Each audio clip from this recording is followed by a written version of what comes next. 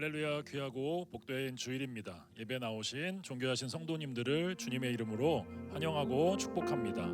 우리 양옆에 또 좌우 앞뒤로 함께 바라보시면서 인사 나누시며 예배를 시작했으면 좋겠습니다. 우리 환하게 밝은 얼굴로 함께 인사했으면 좋겠습니다. 우리 하나님께 합당한 예배를 올려드립시다. 우리 하나님께 합당한 예배를 올려드립시다.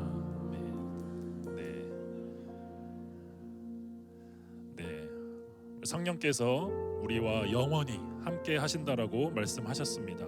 지금 오늘 이 예배 가운데에도 우리와 함께 하시는 성령님께서 우리 가운데 기름 부어 주시기를, 우리로 충만케 하시기를 간절히 소망하는 마음으로, 갈급하는 마음으로 이 시간 함께 예배로 나아갔으면 좋겠습니다.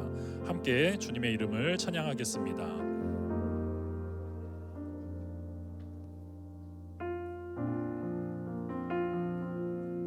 함께 고백합니다. 허무한 시절 지날 때, 허무한 시절 지날 때, 깊은 한숨 내쉴 때, 그런 풍경 보시며 단식하는 분, 고와 같이 너희를 버려두지 않으리. 내가 너희와 영원히 함께하리라. 한 번 더 고백합니다. 허무한 시절 지날 때, 깊은 한숨 내쉴 때, 그런 풍경 보시며 단식하는 분 있네. 고와 같이 너희를 버려두지 않으리. 내가 너희와 영원히 함께하리라. 다같이 성령이 오셨네, 성령이 오셨네. 내 주에 보내신 성령이 오셨네. 우리의 인생 가운데 친히 찾아오셔서 그 나라 꿈꾸게 하시네. 2절로 고백하겠습니다. 억눌린 자 갇힌 자, 자유함이 없는 자, 피난처가 되시는 성령님 계시네. 주의 영이 계신 곳에 참 자유가 있다네. 진리의 영이신 성령이 오셨네. 한 번 더 고백합니다. 억눌린 자 갇힌 자, 자유함이 없는 자, 피난처가 되시는 성령님 계시네. 주의 영이 계신 곳에 참 자유가, 진리의 영이신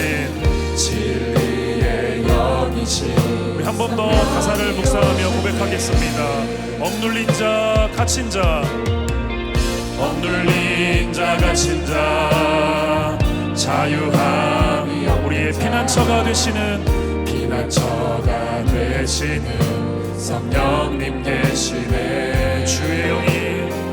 주의 영이 계신 곳에 참 자유가 있다네. 진리의 영이신 성령이 오셨네.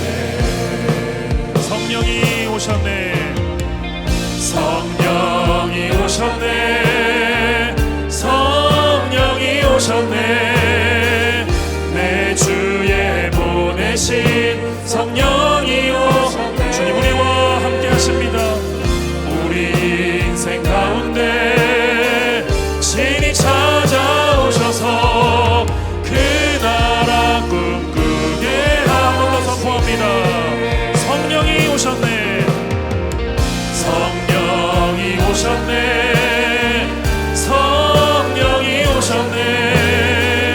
내 주에 보내신 성령이 오셨네. 우리 인생 가운데 신이 찾아오셔서 그 나라 한 번 더 고백하겠습니다. 주님 성령이 오셨네.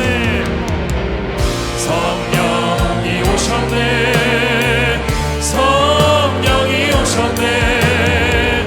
내 주에 보내신 성령이 우리의 인생 가운데 우리 인생 가운데 신이 찾아오셔서 그 나라 꿈꾸게 잠잠하게 고백합니다. 성령이 오셨네. 성령이 오셨네. 성령이 오셨네. 내 주에 보내신 성령이 오셨네. 우리 인생 가운데 신이 찾아오셔서 그 나라 꿈꾸게 하시네.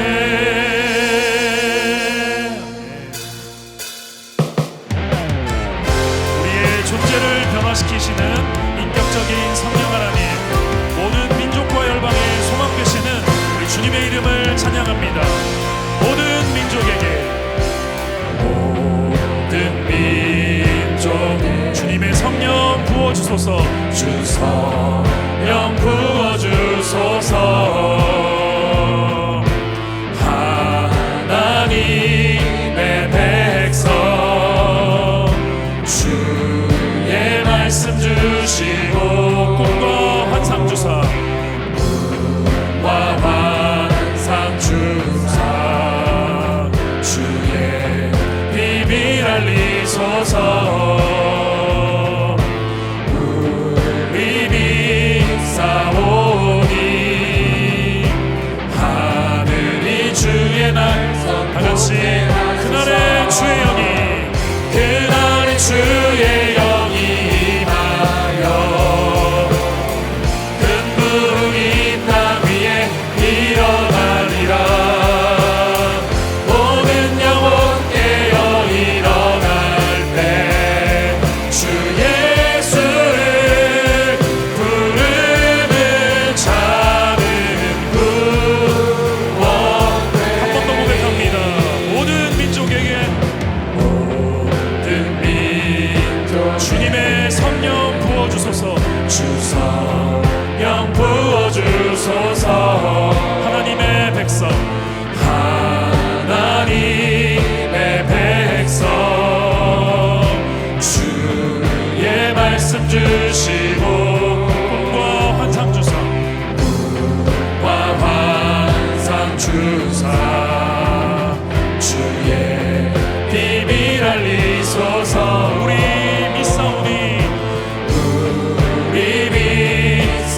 믿사오니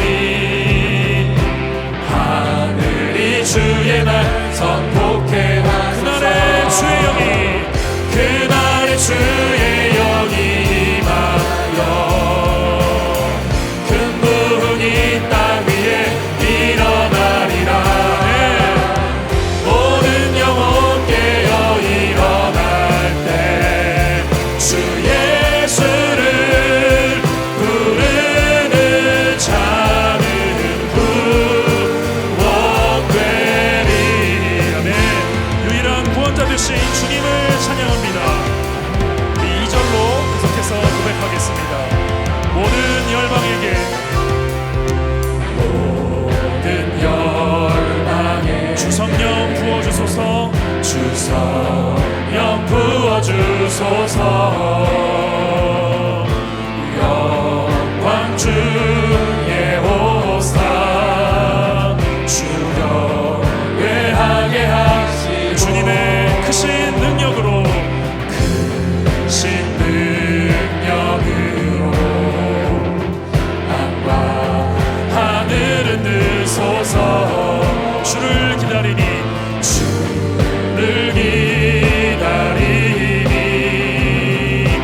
만물이 주의 날을 보게 그날의 주의 영이 그날의 주의 영이 임하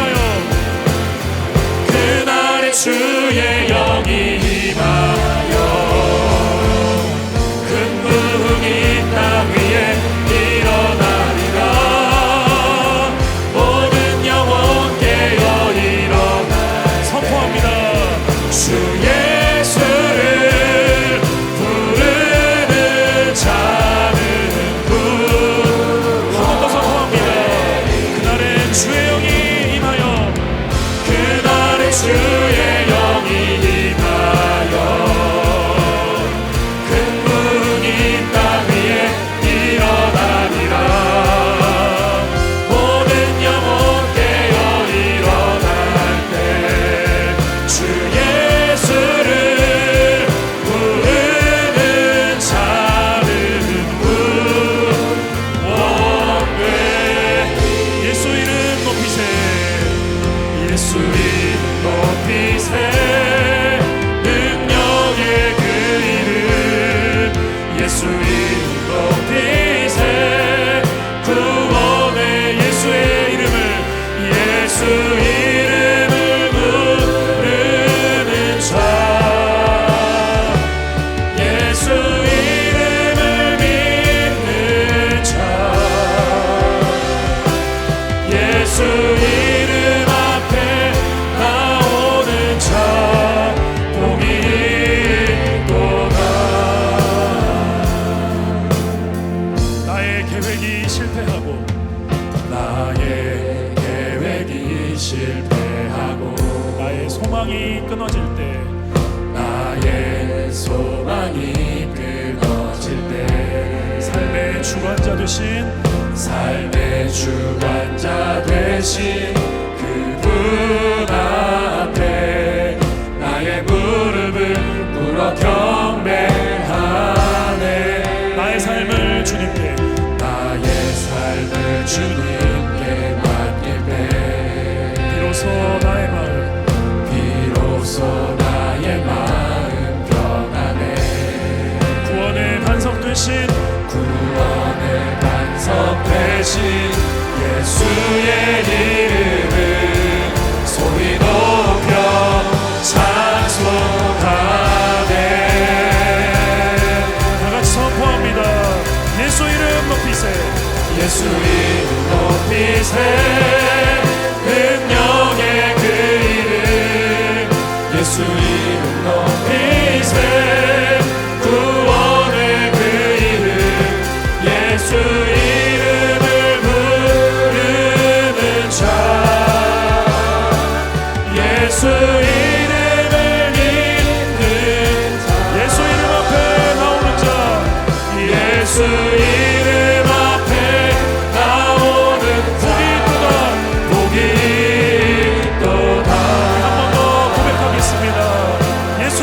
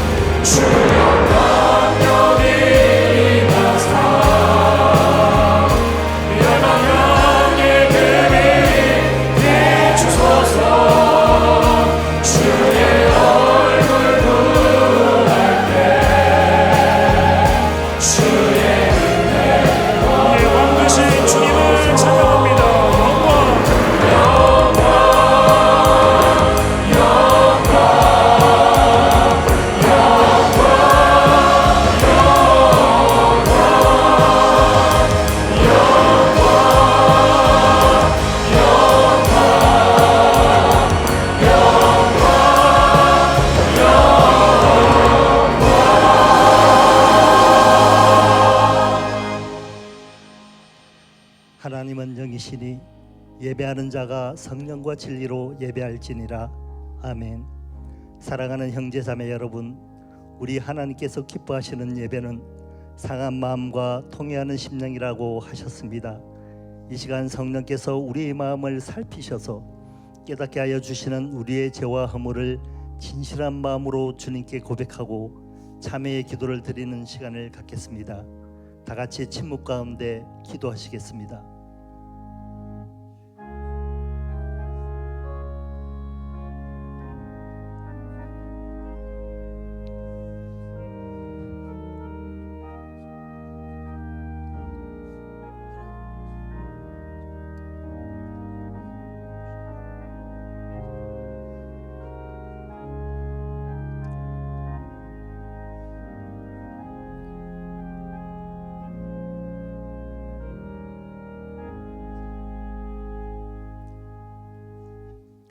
사도신경으로 신앙 고백하시겠습니다.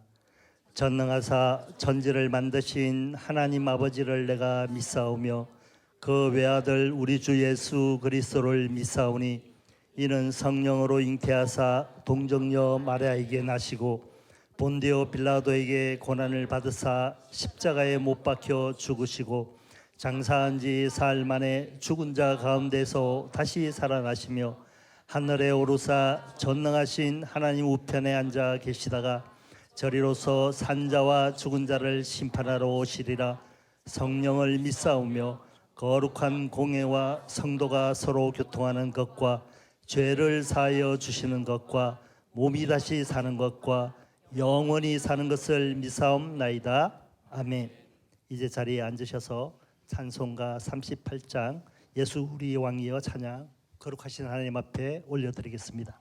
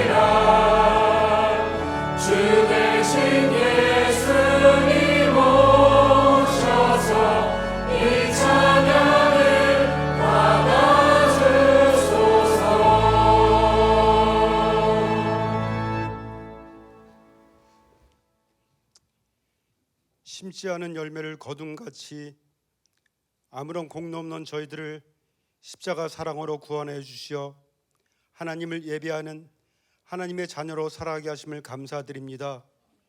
오늘 드리는 예배가 거저 주신 은혜의 기쁨을 전 마음으로 올려드리는 감격의 맥주 감사 예배가 되길 원합니다.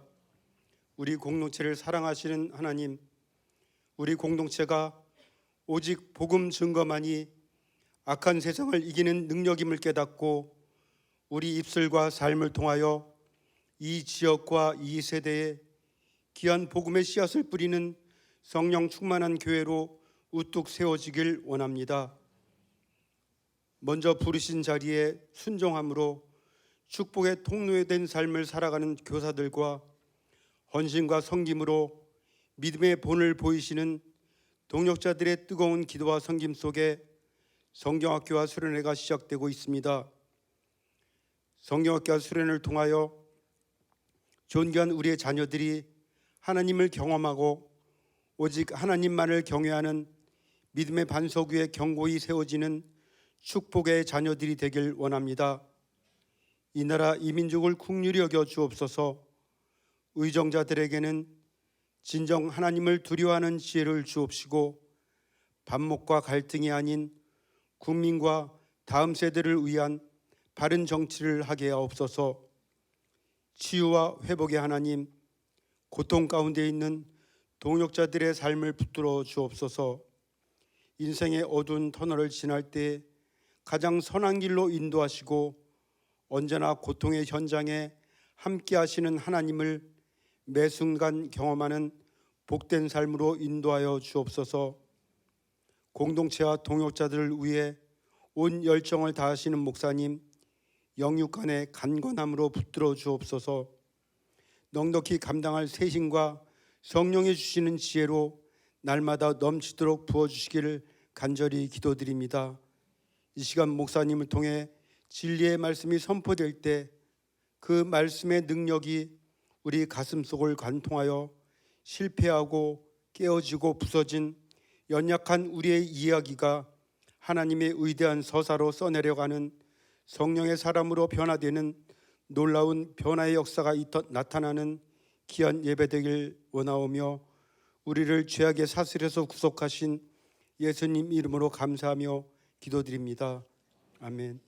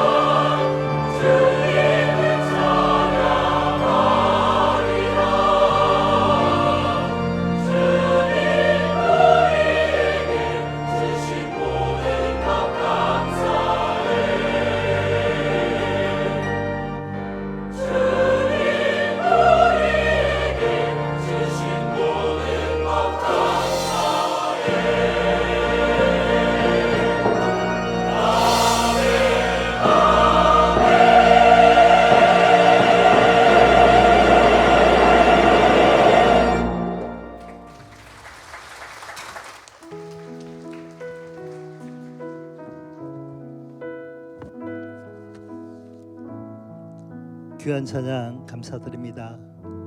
오늘 우리 은혜 공동체에 처음 오신 분들을 진심으로 환영합니다. 여러분들을 새가족반에서 꼭 만나 뵙기를 소망합니다.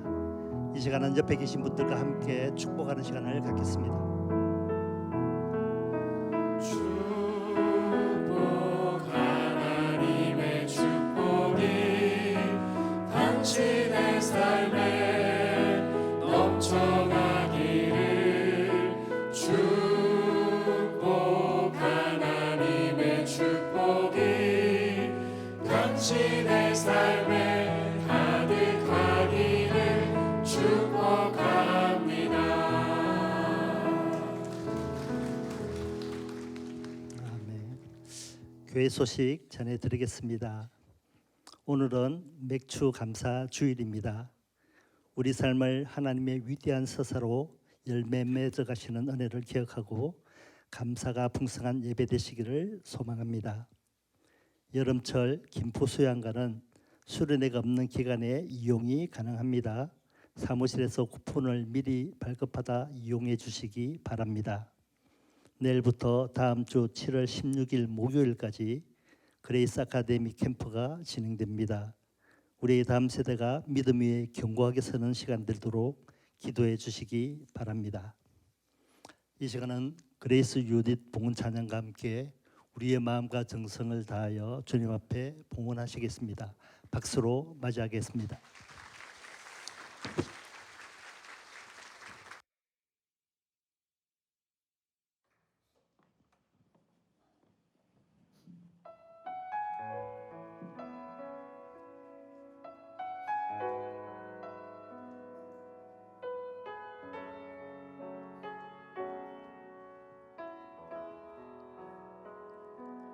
안개 속에서 주님을 보내 아무도 없을 것 같던 그곳에서 손 내미셔서 나를 붙드네 길고 쓰러져 가던 그곳에서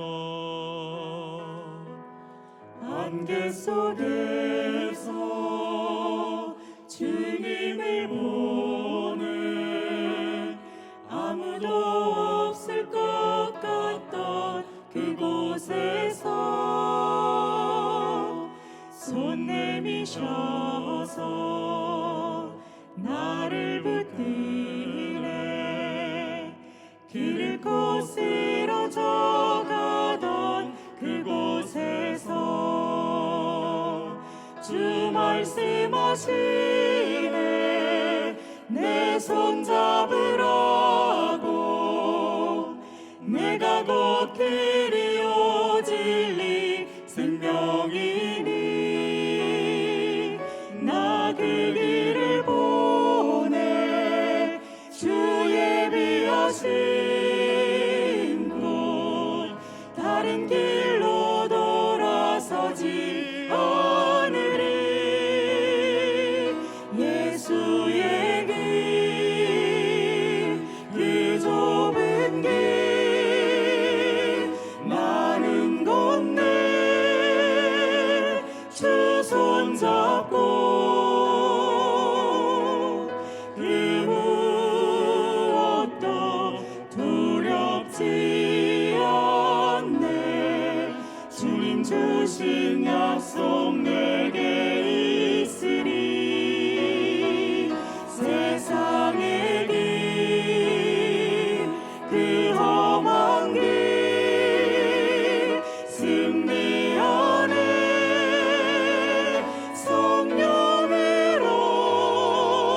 성령으로 그 무엇도 바라지 않네 저 하늘에 내 소망 있으니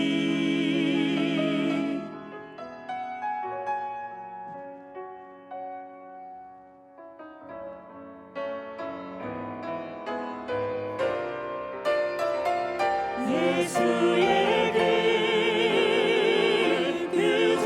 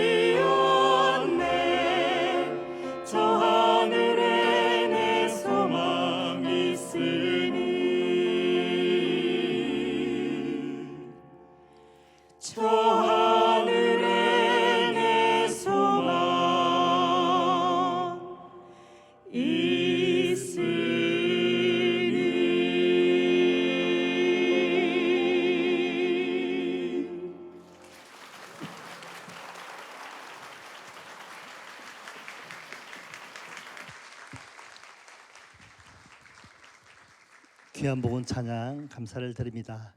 이 시간 모두 자리에 일어나셔서 하나님의 말씀을 눈으로 읽고 귀로 듣겠습니다. 사도행전 2장 22절에서 36절 말씀입니다. 제가 가지고 있는 성경은 신약성경 189페이지입니다. 하나님의 말씀입니다.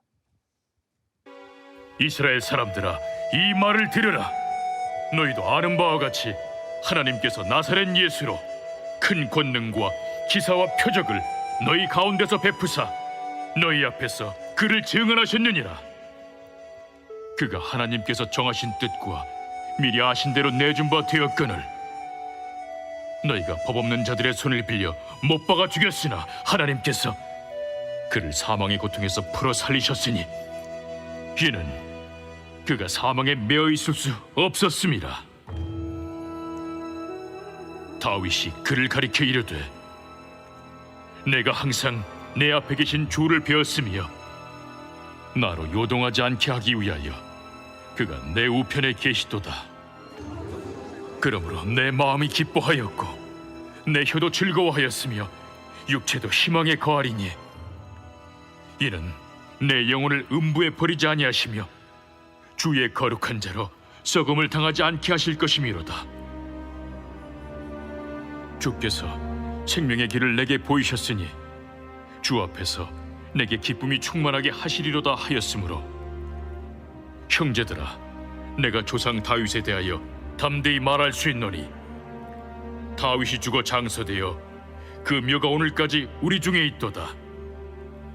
그는 선지자라 하나님이 이미 맹세하사 그 자손 중에서 한 사람을 그 위에 앉게 하리라 하심을 알고 미리 본고로 그리스도의 부활을 말하되 그가 음부에 버림이 되지 않고 그의 육신이 썩음을 당하지 아니하시리라 하더니 이 예수를 하나님이 살리신지라. 우리가 다 이 일의 증인이로다. 하나님이 오른손으로 예수를 높이심에 그가 약속하신 성령을 아버지께 받아서 너희가 보고 듣는 이것을 부어주셨느니라. 다윗은 하늘에 올라가지 못하였으나 친히 말하여 이르되 주께서 내 주에게 말씀하시기를 내가 내 원수로 내 발등상이 되게 하기까지 너는 내 우편에 앉아있으라 하셨도다 하였으니 그런즉 이스라엘 온 집은 확실히 알지니 너희가 십자가에 못 박은 이 예수를 하나님이 주와 그리스도가 되게 하셨느니라. 아멘. 모두 자리에 앉아주시기 바랍니다. 이제 말씀을 듣기에 앞서 말씀을 전하실 목사님과 예배를 위하여 하나님의 은혜를 사모하며 우리에게 듣는 마음 허락해 주시기를 간절히 기도하시겠습니다.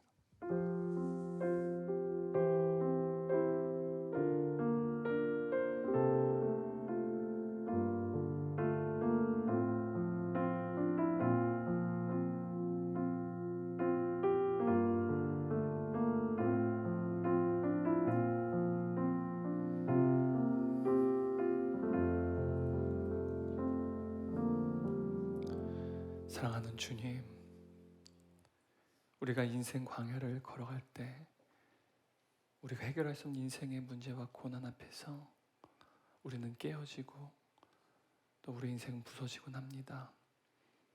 하지만 주님을 예배하게 나온 주의 자녀들, 이 예배 현장을 통하여서 우리의 깨어진 또한 부서진 삶의 이야기가 주의 말씀을 들을 때 하나님의 크신 그 이야기로 바뀌어진 놀라운 은혜 역사가 임하게 하여 주옵소서.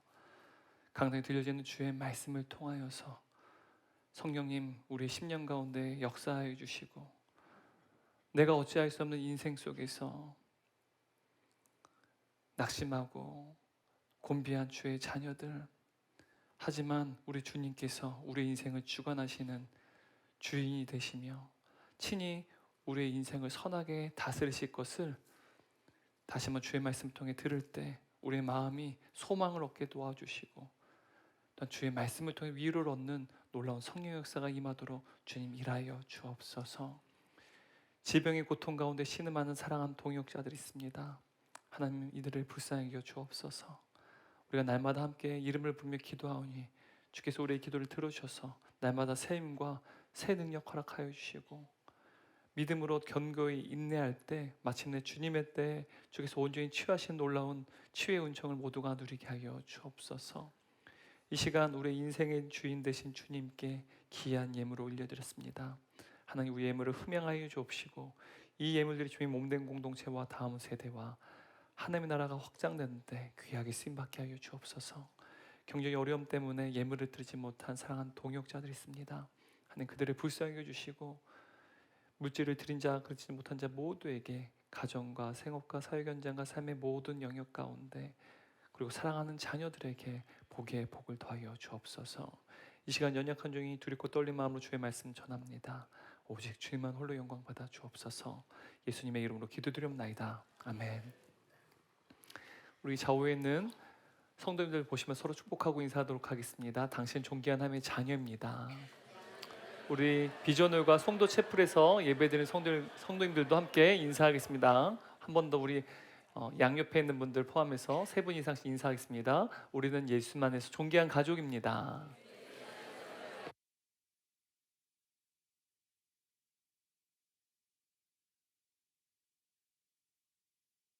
감사합니다. 오늘 함께 나눌 말씀의 제목이 무엇인가요? 성령은 예수님이 내 삶의 주인으로 다스리게 하십니다. 여러분, 우리가 성령께서 우리 안에서 성화를 이루실 때 가장 중요한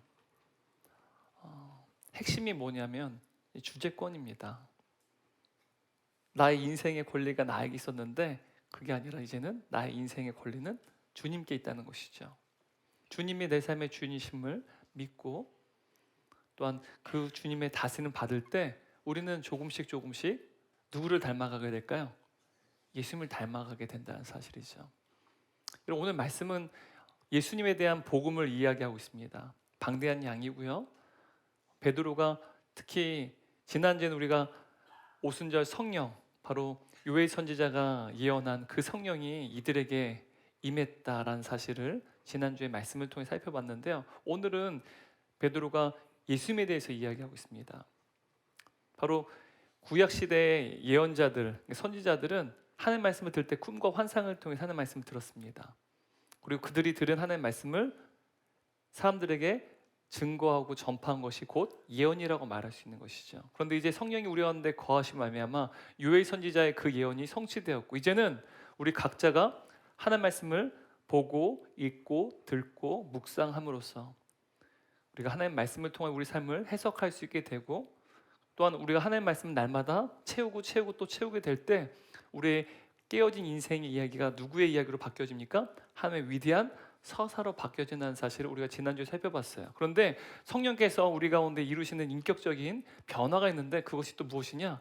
바로 우리를 다스리시고 우리 인생의 주인이 되어 주신다는 사실입니다.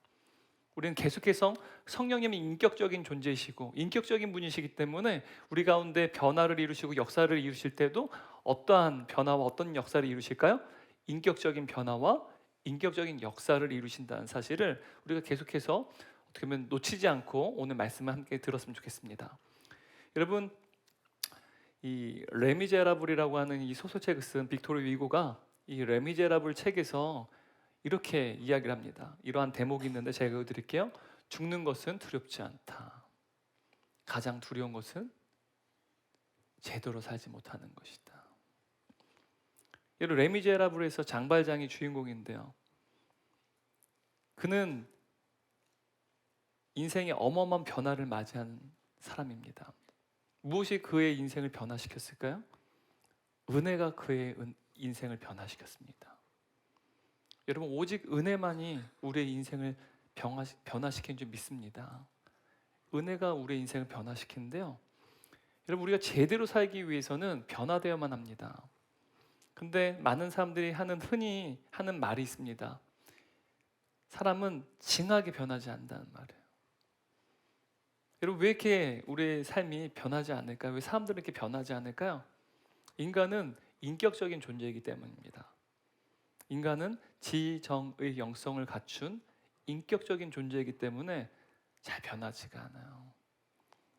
어떤 한 사건만으로 그냥 쉽게 변하는 것이 아니라 이 모든 것들이 영향을 미쳐서 변화되어지고 또한 변화를 이루기까지 오랜 시간이 걸린다는 사실이죠. 그런데 성경이 말하는 인격의 변화란 자신을 지탱하고 있던 기존의 가치관과 세계관을 무너뜨리고 완전히 새로운 가치관을 그리고 새로운 기준으로 전복되는 것을 의미한다고 말합니다. 이것이 우리의 인격이 변한다, 인생이 변한다는 의미라는 사실이죠. 이것이 기독교 신앙의 목표이기도 합니다. 우리가 변하는 것. 그런데 여러분, 인간이 변화를 맞이하기 위해서는요, 인간은 인격적인 존재이기 때문에 인격과 인격의 만남을 통해서 변화가 됩니다. 그래서 우리는 좋은 스승을 통해서 변화된 학생들, 또 좋은 친구와 선배를 통해서 변화된 또한 사람들에 대한 이야기를 많이 들어요. 인격적인 존재이기 때문에 인격 대 인격의 만남을 통해서 변화된다는 사실이죠. 근데 성경은요, 오늘 우리에게 말하는 것이 무엇이냐? 특히 우리 인생의 변화는 인격적인 만남이 필요한데 바로 성령님이라는 인격적인 분을 통해서 우리 인생은 참된 변화를 맞이할 수 있게 된다는 사실입니다. 바로 그 놀라운 변화가 이미 저와 여러분에게 일어난 줄 믿습니다. 죄의 노예로부터 하나님의 자녀가 된 놀라운 그 변화가 이미 그 인격적인 변화를 이루신 성령을 통해서 이루어진 줄 믿습니다. 여러분, 오순절 성령 이 강림 사건을 통해서 마가의 다락방에 모인 이 120명의 제자들은 놀랍도록 인격적인 변화를 경험했습니다. 그리고 그들이 예루살렘에 나아가서 복음을 전하기 시작했는데요. 그 예수의 복음을 말미암아 예루살렘에 있는 수많은 유대인들과 유대 사회 가운데 급진적이고 파격적인 변화가 일어났다는 사실입니다. 바로 성령의 인격적인 역사였다는 사실이죠.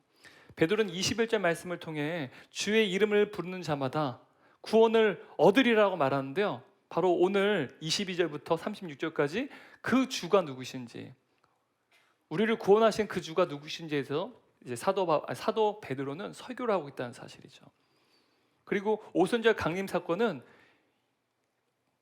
유대인들이 죽인 그 예수가 그냥 죽은 채로 돌무덤에 썩고 있는 것이 아니라 죽음에서 살아나셔서 우리를 구원하시는 주가 되셨음을 증명한 사건이라고 말합니다. 바로 오순절 성령 강림 사건이, 우리 안에 성령이 거하시는 그 사건은요, 예수가 우리를 위해 죽으시고 부활하셨다는 것을 나타내는 증거다라고 지금 말하는 것이죠.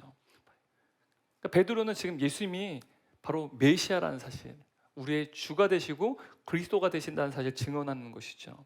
여러분, 그렇다면 어떻게 이 베드로는 오순절 성령 사건이 바로 하나님께서 예수를 주와 또한 그리스도가 되게 하신 사건인 사실을 이토록 선명하게 알 수 있었을까요? 오늘 우리가 읽은 본문을 통해서도요, 거침없이 복음을 전하는데요, 어떻게 베드로는 이렇게 오순절 성령 강림 사건이 예수님의 메시아 되심을, 주가 되심을, 또한 그분의 죽으심과 부활을 증거하는 사건이라고 지금 당당하게 이야기하는 것일까요? 제가 앞에서 여러분 거듭해서 또 말씀드렸듯이 부활하신 예수님께서는 제자들과 함께 며칠 동안 함께 하셨습니까?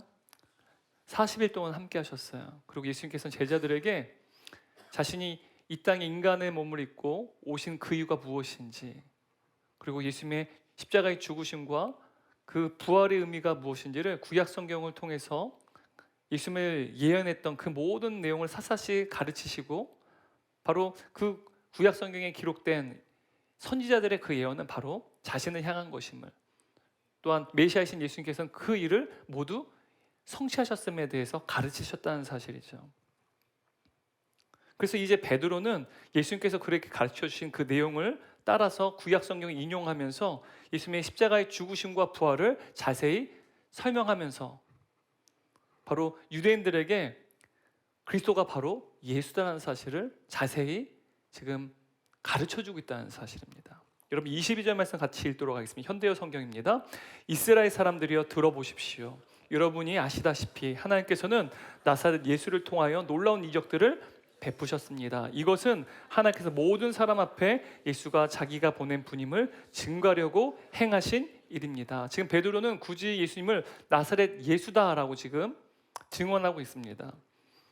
여러분, 이 나사렛이라고 하는 단어는요, 사실 유대인들에게는 굉장히 뿌리 깊은 어떤 선입견을 가진 단어이기도 합니다. 그래서 예수님의 제자인 빌립이 그의 친구였던 나다나엘에게 예수님을 소개할 때요, 나다나엘이 어떻게 반응했냐면 요한복음 1장 46절 말씀이면 나다나엘이 이르되 나사렛에서 무슨 선한 것이 날 수 있느냐. 여러분, 이것이 당시에 많은 유대인들이 가지고 있던 나사렛에 대한 선입견이었다는 사실이죠.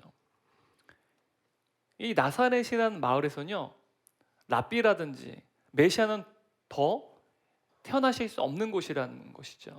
왜냐하면 미가 선지자 예언한 대로 다윗의 후손인 메시아는 베들레헴에 태어나셔야 돼요. 여러분, 예수님 베들레헴에 태어나셨는데요, 그분이 자라나신 그 성장의 배경은 나사렛이란 마을이었다는 것이죠.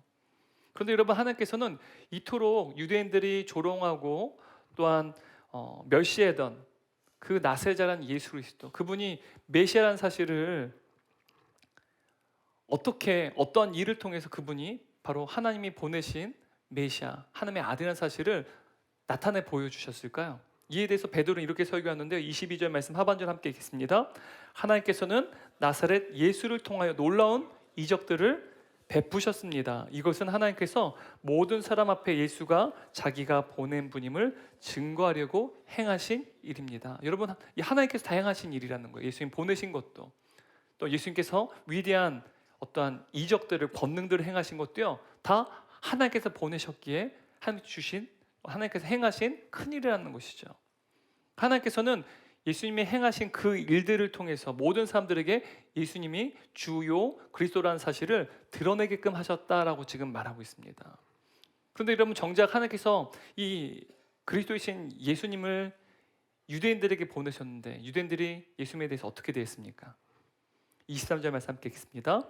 그가 하나님께 정하신 뜻과 미리 하신 대로 내준 바 되었거늘 너희가 법 없는 자들의 손을 빌려 못 박아 죽였으나. 여러분, 이것이 유대인들이 한 일이었습니다.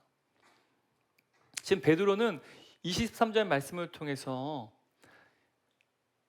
두 가지의 관점을, 바로 예수님의 죽음에 대해서 두 가지의 관점을 담아서 이야기하고 있습니다.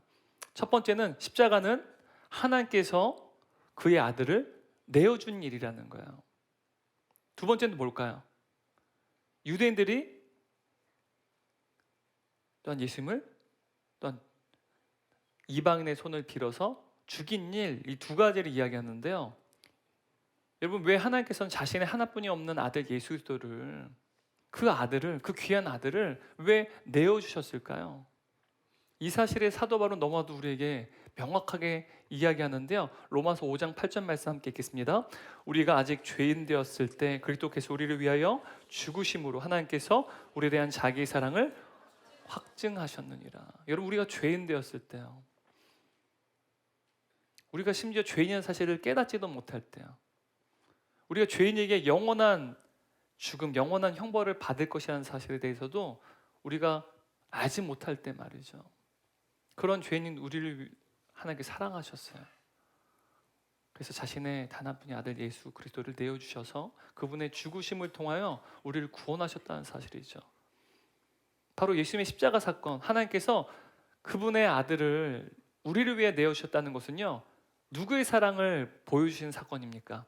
하나님의 그 위대한 사랑, 우리를 향한 하나님의 그 사랑을요, 선명하게 보여주신 사건이라는 거예요. 사랑하셨기 때문에 하나님께서는요, 하나님의 뜻 가운데, 하나님의 계획 가운데 그의 아들을 우리에게 내어주셨다는 사실입니다. 하지만 그뿐만이 아니었습니다. 23절 말씀 읽겠습니다. 너희가 법 없는 자들의 손을 빌려 못 박아 죽였으나. 여러분, 여기서 법 없는 자들이란 하나님의 율법 없이 살아가는 이방인들, 특히 로마인들을 가리킵니다. 여러분, 유대 종교 지도자들은요, 당시에 유대를 다스리고 지배하던 이 로마 제국의 권력에 힘을 빌어서 예수님의 십자가에 못 박아 처형했습니다. 여러분, 당시 유대 종교 지도자들은 예수님께서 자신이 하나님의 아들이시요 또한 하나님이라고 이야기하는 것을 여러 번 봤습니다. 그래서 예수님을 신성모독죄로 이제 추궁하고, 그래서 얼마든지 예수님을 돌로 쳐 죽일 수 있었는데 왜 굳이 이 종교 지도자들은 예수님을 로마 총독이었던 빌라도에게 넘겨서 그분을 로마 제국의 황제에게 반역한 반역죄로 물어서 그분을 왜 십자가에 못 박아 죽이게끔 했을까요? 그 이유가 무엇입니까? 그냥 돌로 쳐 죽이면 되는데 왜 굳이 로마 권력에 의지해서 예수님을 십자가에 못 박게 죽게끔 했을까요? 여러분, 율법에 따르면 나무에 달린 자는요, 누구에게 저주받은 자일까요? 하나님께 저주받은 자입니다. 그러니까 유대 종교 지도자들은 유대인들에게 예수는 선지자도 아니고 메시아도 아니다. 단지 그는 하나님께 저주받아서 하나님께 죽임을 당한 자일 뿐이라는 사실을 만방에 알리기를 원했다는 사실. 그것이 예수님 십자가에 못 박아 죽인 의도였다는 사실이죠. 이렇듯 예수님께서 십자가에 처형당하신 그 사건은 하나님의 정하신 계획이 실현되었다는 사실과 동시에 악인들의 손에 의해 이루어졌다는 사실을 드러내고 있다는 것이죠. 이 두 가지가 다 지금 이 23절 말씀에 두 가지 관점이 보인다는 사실입니다. 근데 여러분, 이것은요, 인간의 자유의지와 하나님의 필연적인 계획에 서로 충돌하지 않는다는 것을, 또 충돌을 일으키지 않는다는 사실을 가르쳐주는 아주 놀라운 역설의 진리를 담고 있습니다.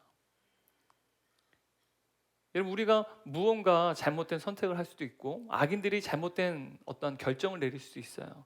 근데 하나님의 필연적인 계획은요, 우리는 이게 충돌될 것처럼 생각하지만 전혀 서로 충돌하지 않는다는 사실이에요. 이에 대해서 사도 바울이 어떻게 고백하느냐면요, 로마서 8장 28절 말씀 함께 읽도록 하겠습니다. 우리가 알거니와 하나님을 사랑하는 자 곧 그의 뜻대로 부르심을 입은 자들에게는 모든 것이 합력하여 선을 이루느니라. 여러분, 하나님을 사랑하는 자, 하나님의 부르심을 받은 자, 바로 예수 그리스도시죠. 하나님께서 바로 성자 예수님을 부르시고 이 땅 가운데 보내시지 않았겠습니까? 여러분, 우리가 인생을 살아갈 때요, 우리가 수많은 실수를 범하곤 합니다. 뒤돌아보면 너무나도 많은 잘못된 선택을 하고 한다는 것이죠. 조금만 뒤돌아보면 우리가 잘못 선택한 그 결정들 때문에 우리는 늘 곱씹음이 후회를 하곤 합니다. 많은 사람들이 죽음 맞이할 때 가장 견디기 힘들어하는 1순위가 후회라고 말해요. 후회. 네, 왜 그런 선택을 했을까? 그 후회가 가장 힘들다는 것이죠. 그 후회는 내가 더 많이 사랑하지 못한 것, 뭐 이러한 여러 가지 것들이 후회에 담아져 있다는 사실입니다. 그래서 우리는 후회 없는 인생을 살기 위해서요, 후회를 줄이기 위해 애를 씁니다. 저도 마찬가지예요. 인생을 살아갈 때요, 나중에 뒤돌아볼 때 후회할 것들에 대해서 가급적 그 후회를 줄이는 선택을 하곤 합니다. 근데 여러분, 우리 인생은요, 후회 없는 인생이란 존재할 수 없습니다. 모두가 다 크고 작은 후회로 가득한 것이 우리 인생이라는 것이죠. 근데 여러분, 이렇듯 수많은 후회와 또한 수많은 잘못된 선택, 또한 여러 많은 실수들이 어떻게 보면 겹겹이 쌓인 우리 인생 가운데, 여러분, 오늘 말씀이 우리에게 주는 위대한 소망이 무엇입니까? 위로가 무엇입니까? 우리는 비록 연약하고 문제투성일지라도, 우리가 지혜가 부족해서 우리는 어리석은 선택을 할지라도, 하나님께서는 바로 주님의 그 선하신 계획을 이루실 때 바로 우리의 실수와 우리의 잘못된 선택들이 아무런 문제가 되지 않는다는 사실이죠. 심지어 인간의 악한 선택조차도 하나님의 필연적인 그 선한 계획을 이루실 때는 오히려 하나님의 그 뜻하신 바 계획을 이루는 도구가 될 수 있다는 사실입니다. 왜입니까? 하나님께서는 우리의 잘못된 실수와 잘못된 선택조차도 합력하여 선으리시는 우리 하나님 좀 믿기 때문입니다. 여러분, 이것이 우리의 인생을 살아갈 때 문제투성이지만, 실수투성이지만, 후회로 가득 차 있지만, 그럼에도 불구하고 우리가 소망을 품을 수 있는 것 아니겠습니까? 왜요? 크신 하나님께서는요, 그분의 계획을 이루실 때 설사 악인의 결정조차도요, 반드시 그것을 합력하여 선으로 바꾸신 하나님 줄 우리는 믿습니다. 여러분, 이 소망이 저와 여러분의 소망이 되었으면 좋겠습니다. 이 믿음이 저와 여러분의 믿음이 되었으면 좋겠어요. 그런데 아이러니하게도 하나님께서는요, 단 하나뿐인 아들 예수 그리스도를요, 하나님 앞에 죽인 자, 하나님께 저주받은 자가 되게 하셨다는 사실이에요. 바로 하나님께 죽임당한 자, 하나님께 저주받은 자가 되게 하셨다는 사실이에요. 여러분, 왜 그러셨을까요? 바로 우리의 모든 죄를 담당하시기 위해서는요, 예수님께서는 사랑하는 하나님의 아들이심에도 불구하고 하나님께 저주받은 자가 되셔야만 했다는 사실입니다. 그러므로 여러분, 예수님의 이 십자가 사건은 인간의 죄악과 불순종을 하나님의 구원으로 바꾸시고 우리의 잘못된 선택이나 실수조차 합력하여 선을 이루시는 크신 하나님을 드러내는 위대한 증거라는 사실이에요. 여러분, 예수님의 십자가 사건을 볼 때마다요, 여러분, 우리는 소망을 품을 수 있습니다. 잘못된 선택들, 또한 잘못된 결과들이 우리 삶 가운데 있을지라도, 심지어 우리가 악한 결정을 내렸을지라도, 여러분, 이것을 구원으로 바꾸신 놀라운 하나의 사건이 무엇이었습니까? 바로 십자가 사건이었다는 사실이에요. 그러면 우리가 나를 위해서 돌아가신 예수님의 십자가 사건을 묵상할 때마다 후회로 가득한 우리의 연약한 인생일지라도 크신 하나님께서 우리의 삶을 다스리시기에 반드시 우리의 인생은 하나님께서 합력하여 선으리시는 복된 인생으로 바꾸신다는 사실을 우리는 믿고 살아갈 수 있다는 것입니다. 여러분, 이것이 바로 십자가 사건을 통해서 우리에게 보여주시는 하나님의 놀라운 일이라는 것입니다. 그런데 여러분, 합력하여 선을 이루신 하나님께서는요, 우리를 죄로부터 해방하시는 그 수준을 넘어서서 더 큰 일을 행하셨는데요, 24절 말씀, 하나님께서 행하신 일을 함께 살펴보겠습니다. 하나님께서 그를 사망의 고통에서 풀어 살리셨으니 이는 그가 사망에 매여 있을 수 없었습니다. 여러분, 하나님께서는 우리를 죄로부터 해방하는 것을 넘어서서 우리에게 어떠한 큰 일을 우리에게 주셨습니까? 어떤 복을 베푸셨습니까? 여러분, 예수님의 십자가의 죽임을 당하셨는데 24절 말씀 보니까 하나님이 예수님 어떻게 하신 것입니까? 살려주셨다는 거예요. 예수님 부활하셨다는 사실이죠. 여러분, 예수님께서 우리를 위해서 모든 죄의 값을 다 지불하셨어요. 그래서 우리가 사실은 영원한 죽음, 영원한 형벌을 받을 수밖에 없는 운명이었는데, 이제는 우리가 영원한 생명을 오히려 얻게 되었고, 이제는 죄의 노예가 아니라 하나님의 자녀라는 신분을 얻게 되었다는 사실이죠. 근데 여러분, 그냥 이 수준만이 아니라 하나님께서는요, 우리를 위한 부활의 첫 열매가 되신 바로 부활하신 예수 그리스도를 통해서요, 우리에게 무엇을 또한 선물로 주셨는지 아십니까? 부활을 선물로 주셨다는 사실이에요. 예수님이 죽음을 이기시고 부활하신 것처럼 저와 여러분에게 주신 그 놀라운 복이 무엇입니까? 죽음을 이기는 승리, 부활이라는 사실입니다. 그래서 예수를 믿는 자들은요, 더 이상 죽음이 두려운 대상이 아닙니다. 우리가 사랑하는 사람들과 사별을 할 때요, 너무 가슴이 아프죠. 깊은 슬픔 가운데 우리가 고통을 당합니다. 하지만 그 슬픔을 넘어서, 고통을 넘어서 우리가 무엇을 바라보게 됩니까? 부활을 소망하게 된다는 사실입니다. 죽음은 우리에게는 슬프지만, 하지만 죽음을 우리가 두려워하지 않게 된다는 사실이죠. 바로 예수 그리스도께서 우리를 위하여 이루신 놀라운 하나님의 큰 일이라는 것입니다. 그러므로 여러분, 만일 예수님이 부활이 없다면 우리의 믿음은 모든 것이 헛된 것이 됩니다. 우리 죄가 깨끗하게 되었어도요, 예수님 부활이 없다면 우리의 믿음은 헛된 것입니다. 만약 예수님의 부활이 없다면 현재가 전부가 되고요, 이 세상이 전부가 되는 거고요. 부활이 없으니까요. 죽음으로 끝이 나거나 죽으면 모두가 영원한 형벌만 받는다면 여러분, 우리에게는 죽음 이후의 삶은요, 아무런 의미가 없는 거예요. 그래서 우리의 인생은요, 단지 먹고 즐거움을 누리는 현세에만 우리는 어떻게 의미를 둘 뿐이라는 사실이죠. 게다가 예수님의 부활이 없다면 예수님은 우리의 주와 그리스도가 되실 수가 없습니다.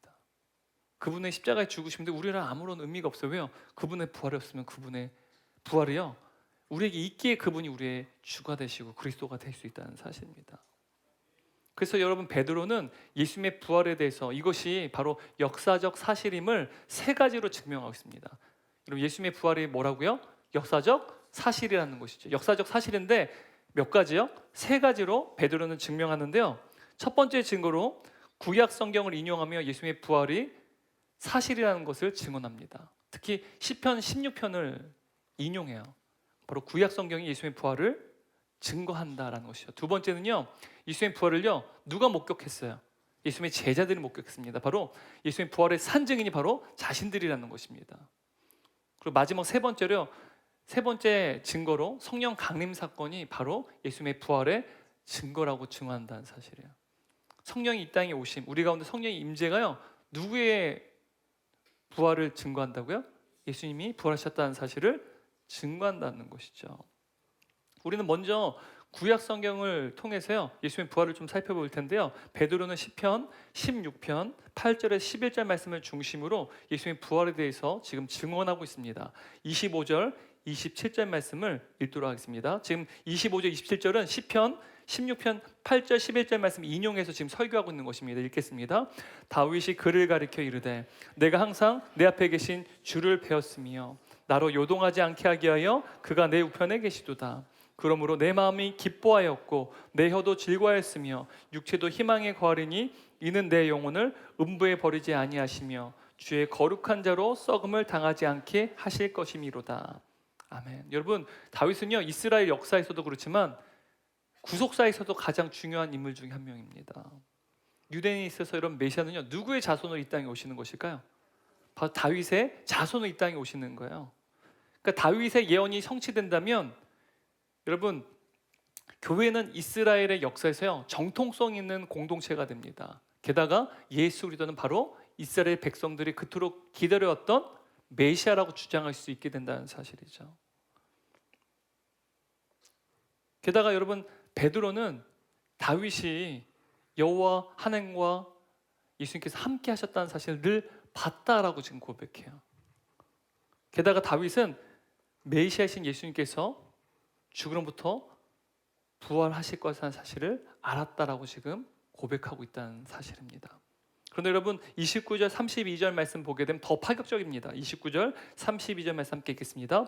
형제들아 내가 조상 다윗에 대하여 담대히 말할 수 있노니 다윗이 죽어 장사되어 그 묘가 오늘까지 우리 중에 있도다. 그는 선지자라. 하나님이 이미 맹세하사 그 자손 중에서 한 사람을 그 위에 앉게 하리라 하심을 알고 미리 본 고로 그리스도의 부활을 말하되 그가 음부에 버림이 되지 않고 그의 육신이 썩음을 당하지 아니하리라 하더니 이 예수를 하나님이 살리신지라. 아멘.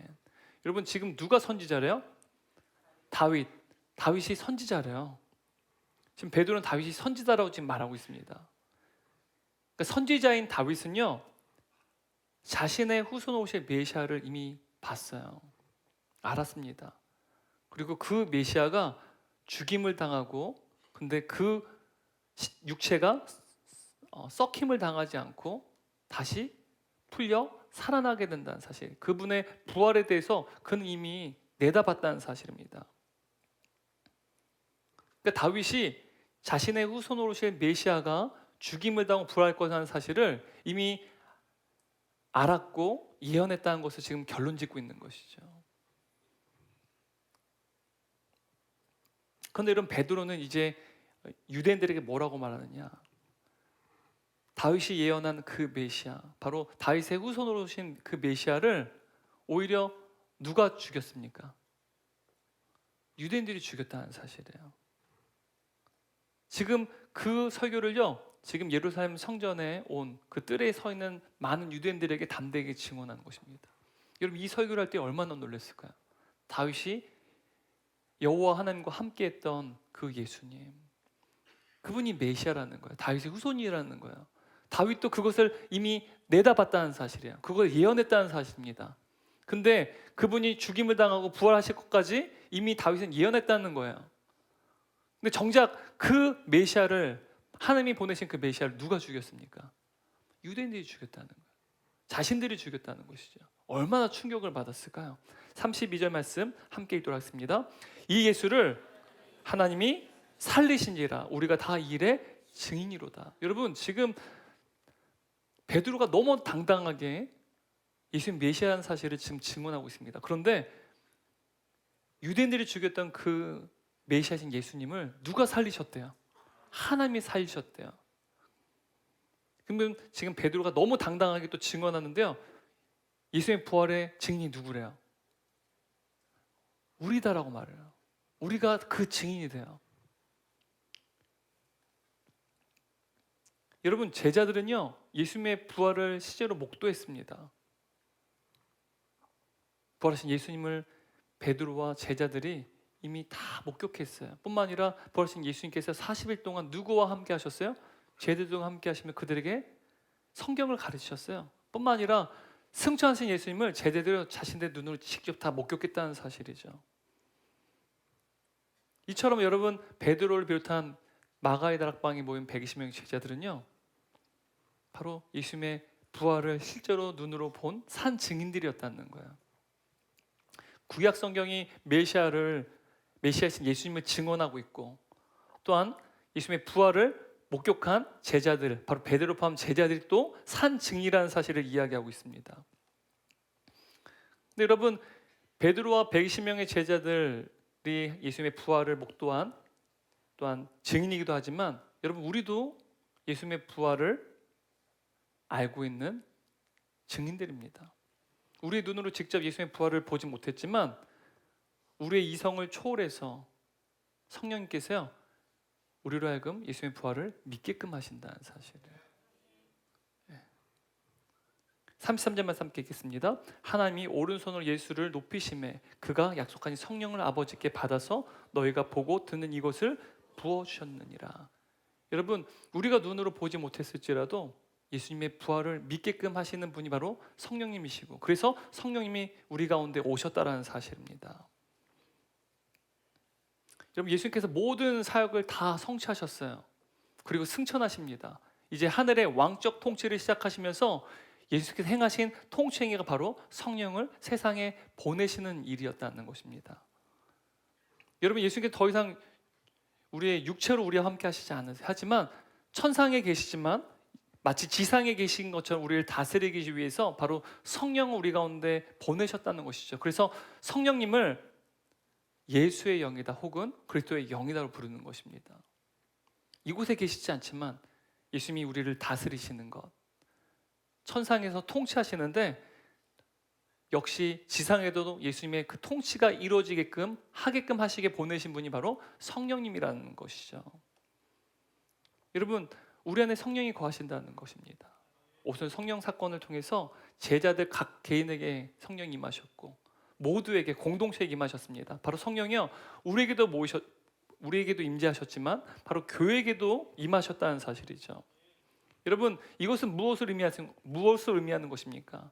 성령이 우리 각 개인에게 임재하고 또한 공동체 가운데 임재하신다는 사실은요, 바로 예수가 주와 그리스도가 되셔서 우리를 친히 다스리고 계신다는 걸 의미하는 거예요. 우리도 다스리고 계시지만 교회의 머리 되신 예수님께서 우리 은혜의 공동체도 다스리고 계신다는 걸 의미하는 것이죠.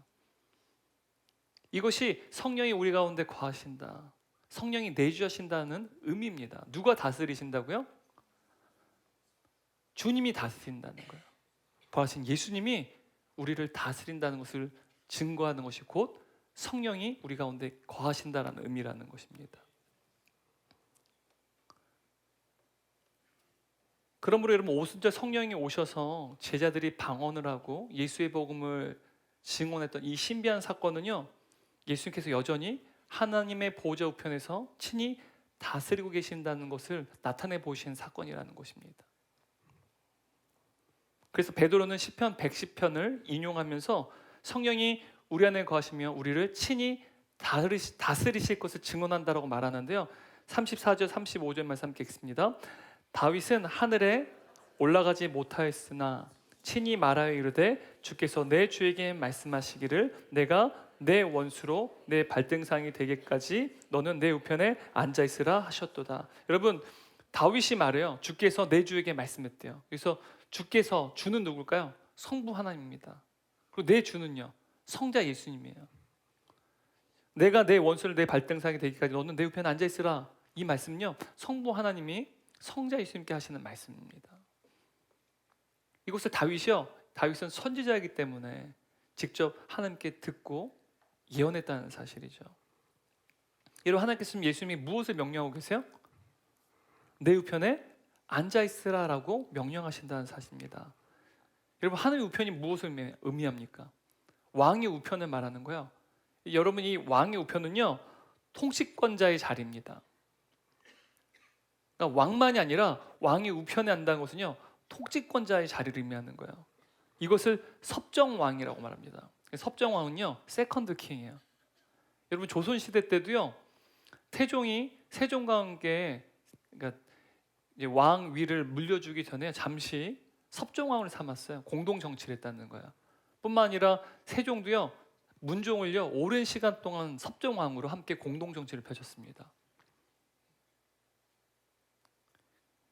그러니까 오른편에 앉았다는 말, 이 말은요 지금 예수님께서 섭정왕이 되셔서 함께 다스리신다는 걸 의미하는 것이죠. 바로 예수님께서 친히 우리의 주와 그리스도가 되셔서 다스린다는 것을 의미하는 것입니다. 또한 여기서 발등상을 삼는다, 내 원수를 밟고 발등상을 삼는다는 이 표현은요, 한번 이미지 한번 보여주시겠어요? 여러분, 이거는 이제 영국의 런던에 있는 대형박물관에 있는 디글랏 벨레셀의 이제 부조물입니다. 그러니까 디글랏 빌레셀이 이제 다른 타국을 정복한 이후에 타국의 왕을 머리를 짓밟고 있는 모습이에요. 이게 여러분 발등상을 삼는다라는 뜻입니다. 이것은 굉장히 무시무시하죠. 근데 이것은 왕의 절대 왕권을 의미하는 거예요. 내가 다스린다라는 의미예요. 굉장히 무시무시하지만 이제는 네가 아니야, 내가 너를 다스린다라는 의미예요. 발등상을 삼는다면요, 예수님의 다스린다는 사실을 다시 한번 재확인시키는 굉장히 중요한, 어떻게 보면 구절입니다. 여러분, 왕이 보좌에 앉은 이 시간은요 쉬는 시간이 아니에요. 일하는 시간입니다. 그리고 왕이 보좌에 앉아 있는 시간은요 아주 왕이 역동적으로 통치행위를 행하는 것을 나타내는 표현입니다. 그러니까 예수님께서 지금 어떻게 보면 발등상을 삼는다, 또한 하나님 우편에 앉아 계신다, 그 안은요 예수님이 주가 되고 그리스도가 되셔서 주님의 그 주권을 친히 행하고 계신다, 다스리신다는 것을 나타내는, 강조하는 표현입니다.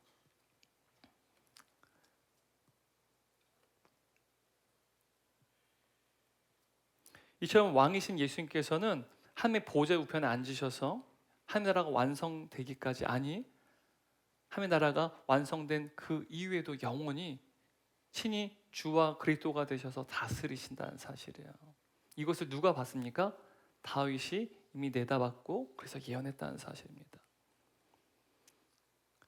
누가복음 24장 40절 말씀 함께 또 읽겠습니다. 또 그의 이름으로 죄사함을 받게 하는 회개가 예루살렘에 시작하여 모든 족속에 전파될 곳이 기록되었으니.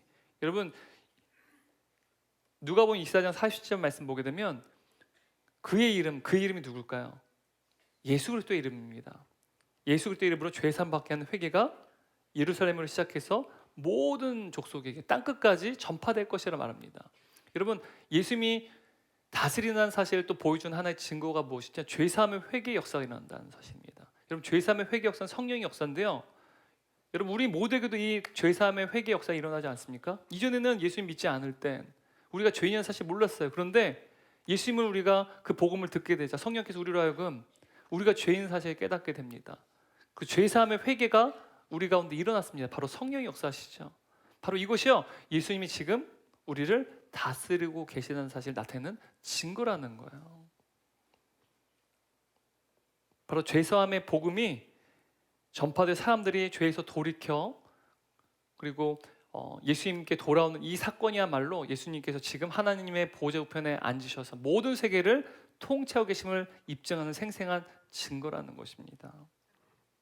하지만 우리가 인생을 살아갈 때 인생의 수많은 고난을 맞이할 때가 있습니다. 인생의 문제들을 경험하게 될 때, 여러분 그럴 때 우리는 마치 무신론자처럼 주님이 우리를 다스리는 사실을 망각할 때가 되게 많다는 사실이에요. 주님이 정말 이 세상을 다스리는 것이 많으신가? 내 삶을 주관하고 계신 게 맞는가라고 우리가 의심이 들 때가 있다는 사실이에요. 여러분, 주님이 다스리신다는 그 사실을 우리 눈으로 목도할 수는 없습니다. 하지만 여러분, 그때 주님이 다스리는가, 바로 다스리고 계시는가라고 의심이 들 때 여러분 내 안에 계신 성령님을 묵상하시기 바라요. 여전히 내 인생에 수많은 고난이 있고 해결할 수 없는 인생의 문제가 있지만 그럼에도 불구하고 내 이성을 초월해서 예수님이 나의 구주 되심을 내가 믿고 고백한다면 지금 우리 안에 누가 계시는 것입니까? 성령이 거하고 계시다는 사실이에요. 성령이 거하신다는 그 사실은 무엇을 증거한다고요? 예수님이 우리의 주와 그리스도가 되셔서 다스리신다라는 사실 성경은 우리에게 이야기하고 있는 것입니다. 여러분, 우리의 인생을 주님께 다스리세요. 성령이 우리 안에 거하신다는 것은요, 우리를 주님께서 선하게 다스리고 계시다는 사실을 증명한다는 사실입니다.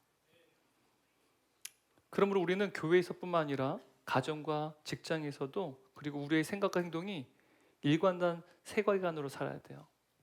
어떠한 일관된 세계관으로 살아야 될까요? 우리가 무엇을 하든지 어디에 있든지 일관되게 예수님이 우리의 주와 그리스도이심을 믿으며 살아가야 된다는 사실입니다. 그리고 우리 예수님이 우리의 주와 그리스도이심을 믿으면 우리는 우리의 생각과 행동이, 그리고 우리의 가정과 직장과 교회에서 주의 다스림을 더욱 깊이 철저히 영향을 받고 마침내는 예수님을 닮아가게 된다는 사실이에요.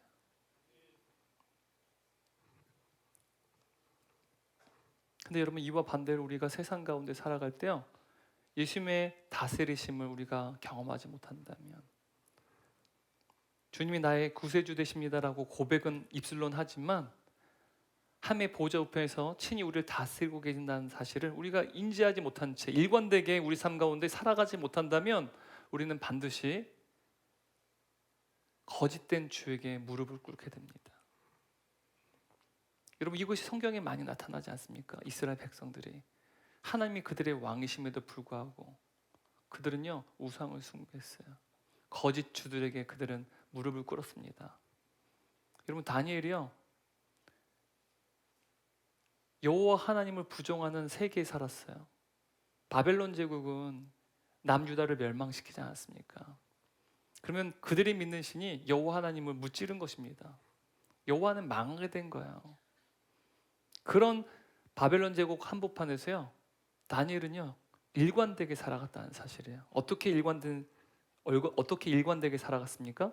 다니엘은 일평생 무엇을 하든지 어디 있든지 일관되게 오직 하나님만이 주 되신 믿으며 주님의 다스림을 받았다는 사실이에요. 바벨론 제국의 황제 앞에 설 때도요, 그의 다스림을 받을 수밖에 없지만 그의 진짜 주인은 바벨론 제국의 황제가 아니라 여호와 하나님이셨다는 사실입니다. 그의 일평생 그는 일관되게 그의 생각과 행동이요, 늘 하나님의 주 되심과 하나님의 다스림 가운데 있었다는 사실입니다. 여러분, 우리가 잘 알듯이 이 순교라고 하는 이 단어와 증인이라는 단어는요, 같은 의미입니다. 영어 단어죠, martyr. 증인이라는 뜻도 있지만 순교자라는 뜻도 있습니다. 여러분, 우리가 세상 가운데 예수님을 주로 고백하며 증거하는 것이 곧 순교라는 거예요. 다시 말하면 나의 생각과 행동이, 그리고 나의 가정과 직장과 교회에서 일관되게 오직 주의 다스림을 받는 것이 바로 순교라는 것입니다. 여러분, 제자들이 그랬어요. 그들이 부활하신 예수님을 마주했을 때도요, 그들은요, 사실은 소망이 없었습니다. 왜요? 예수님이 십자가에 죽으실 때 하나님께 저주받은 자가 돼서 죽임을 당하셨잖아요. 그래서 부활하신 주님 만났을 때요, 그들이 생존의 자리에 있었습니다. 그런데 그들에게 성령이 임하게 되자, 여러분, 그들이 두려워했던 유대 종교 지도자들을 압도하는 능력을 소유하게 됐습니다. 어떤 압도하는 능력입니까? 그들은 순교를 너무나 두려워했어요. 그래서 증인의 삶도 살지 못했어요. 근데 더 이상 그들이요, 유대 종교 지도자를 두려워하지 아니하고 이제는 하나님의 우편에 앉아 계신 주님이 그들의 인생을 다스리시고 그들의 주인 되시니 그들은 예수의 복음을 증언했고요, 그들의 목숨도 두려워하지 않고 순교자의 삶을 살았다는 것입니다. 마침내 그들은 다 순교당했어요. 왜요? 그들이 주님의 다스림을 받았기 때문입니다. 결론이에요. 여러분, 예수님께서는요, 우리를 위해 십자가의 죽임을 당하실 때 그 십자가상에서 마지막 하신 말씀은요, 다 이루었다 했습니다. 여러분, 그런데 이 다 이루었다라는 이 고백은요, 고대 시대에는 노예가 주인에게 자신의 모든 명령을 다 완수했을 때 하는 고백이에요. 예수님이 자신의 주인 되신 하나님께요, 다 완수했습니다.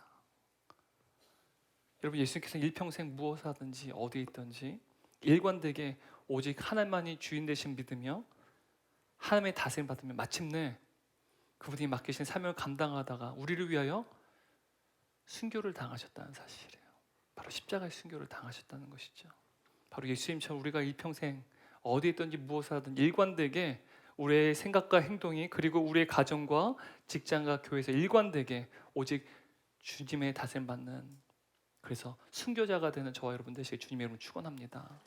날마다 우리 안에 계신 그 성령님을, 우리가 성령이 내 안에 계시지, 우리 안에 성령이 거하시기 때문에 성령께서 우리를 다스리실 열망할 때 하나님의 보호자 우편에 계신 그 주님이 저와 여러분의 인생을 다스리시고 주의 다스림 받는 저와 여러분의 인생이 될 줄 저는 믿습니다. 저는 이러한 인생을 사는 저와 여러분 되시길 주님의 이름으로 축원합니다. 우리 다 함께 일어나셔서 오늘 말씀을 묵상하며 이 찬양 우리 주님께 올려드리고 제가 기도하고 축도로 예배를 마치도록 하겠습니다. 오늘 말씀을 잘 기억하셨으면 좋겠습니다. 내 안에 성령이 거하신다는 그것이요, 지금 주님이 하나님의 보호자 우편에서 다스린다는 것을 증거합니다. 우리가 일관되게 무엇을 하든 어디에 있든지 여러분, 우리는 누구의 다스림 받아야만 합니까? 주님의 다스림을 받아야 돼요. 여러분, 그럴 때요 우리의 삶은요 증인이자 순교자의 삶이 됩니다. 여러분, 이러한 인생을 저는 함께 살아갔으면 좋겠어요. 이 고백이, 이 가사의 고백이 저와 여러분의 고백이 되었으면 좋겠습니다. 너희가 나를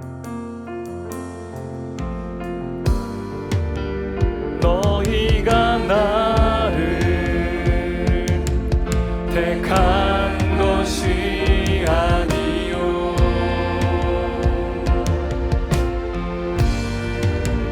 내가 너희를 택하여 세웠나니 오직 내 안에 오직 내 속에 그리스도가 사네 오직 내 삶에 오직 내 맘에 그가 고백합니다. 오직 내 안에 오직 내 안에 오직 내 속에 그리스도가 사네 오직 내 삶에 오직 내 맘에 그가 주인이시네 오직 내 안에 오직 내 속에 오직 내 안에 오직 내 속에 그리스도가 사네 오직 내 삶에 오직 내 맘에 우리가 주만 고백합니다. 오직 내 안에 오직 내 안에 오직 내 속에 그리스도가 사네 오직 내 삶에 오직 내 맘에 다시 한번 고백합니다. 오직 내 안에 오직 내 속에 오직 내 안에 오직 내 속에 그리스도가 사네 오직 내 삶에 오직 내 맘에 그가 주인 되셨네. 사랑하는 주님, 오늘 베드로 설교를 통해서 우리 안에 계신 성령님께서 바로 벌하신 그 주님이 하나님의 그 보좌 우편에 앉으셔서